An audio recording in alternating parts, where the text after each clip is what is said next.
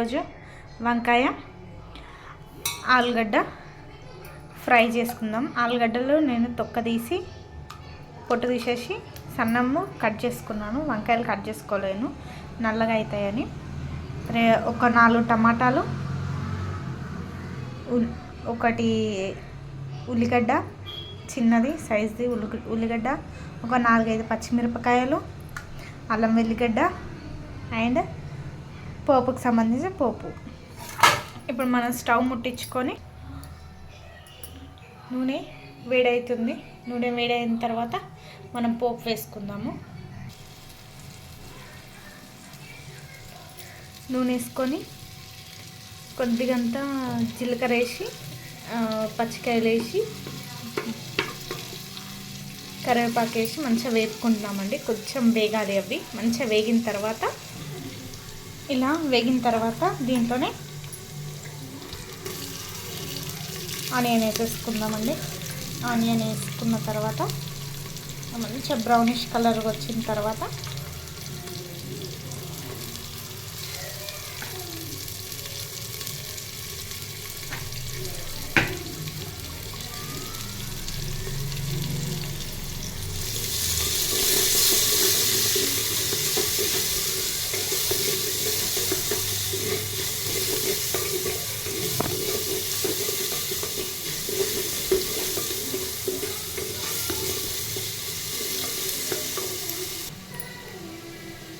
ఇలా మంచిగా వేగిపోయిన తర్వాత వేగింది. దీంట్లోనే అల్లం వెల్లిగడ్డ పేస్ట్,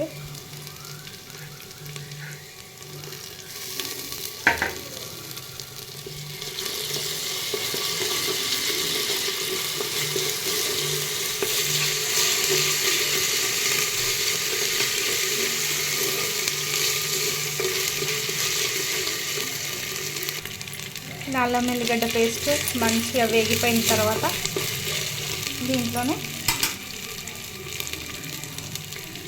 చిటికెడు పసుపు,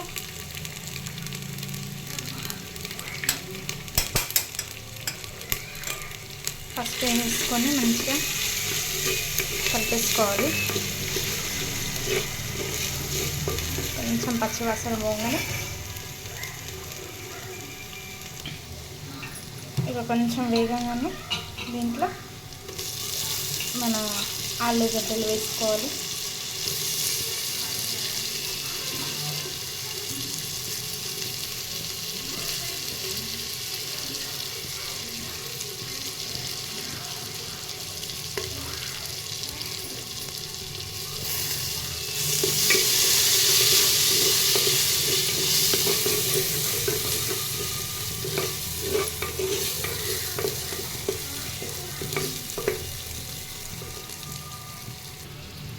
ఇది కొంచెం ఫ్రై అయిన తర్వాత ఇలా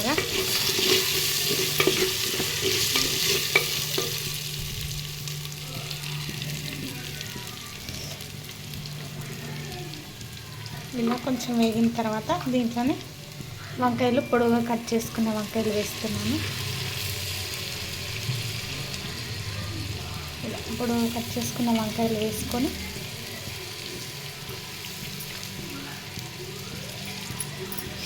స్పూన్ పెట్టకుండా కొంచెం ఇలా అనేసి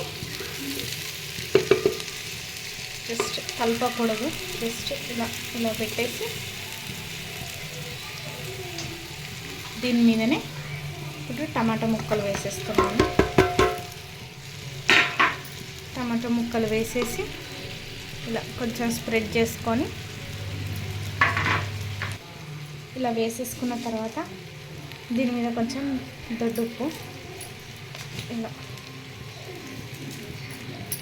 కొంచెం ఎక్కువనే తింటాము దొడ్డుప్పు, కారం,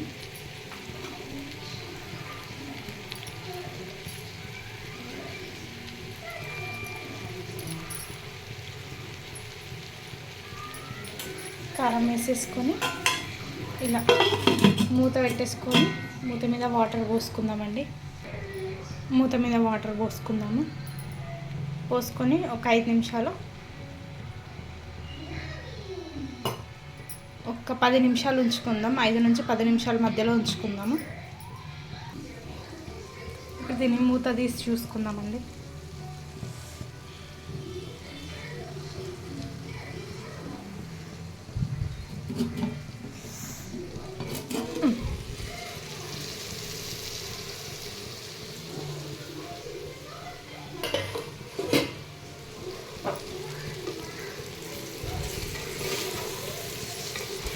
మగ్గిపోతున్నాయి.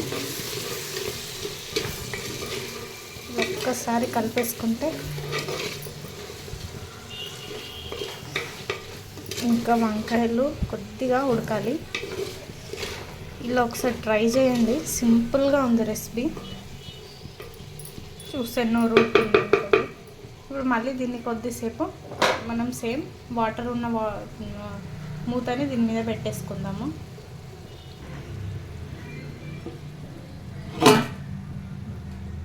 పెట్టేసుకున్నాను.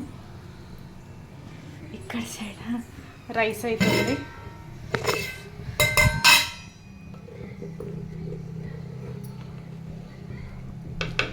ఉడకాలి. చపాతీస్కి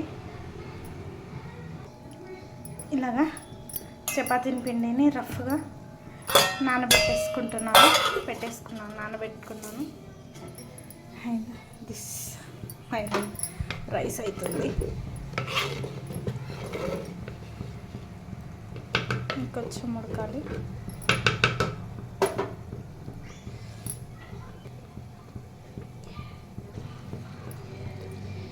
ఇలాగా మళ్ళీ ఒక్కసారి చూసుకుంటూ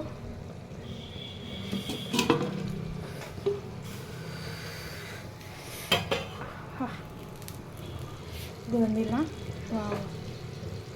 స్నాక్స్ అయిపోయింది. వంకాయలు కూడా ఉడికిపోయాయి.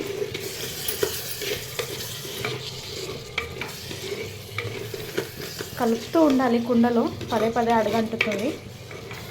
దీంట్లో లాస్ట్కి ధనియాల పొడి వేసేసి దింపేసుకుందాం.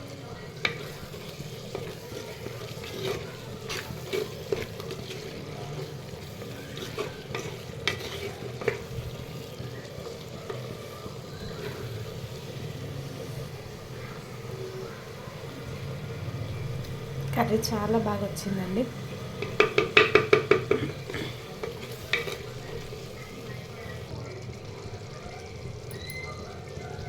చూసారా ఎంత బాగా వచ్చిందో కర్రీ. ఇలాగా సింపుల్గా ఇంట్లో ఉన్న వాటితోనే మంచిగా చేసుకోవచ్చండి.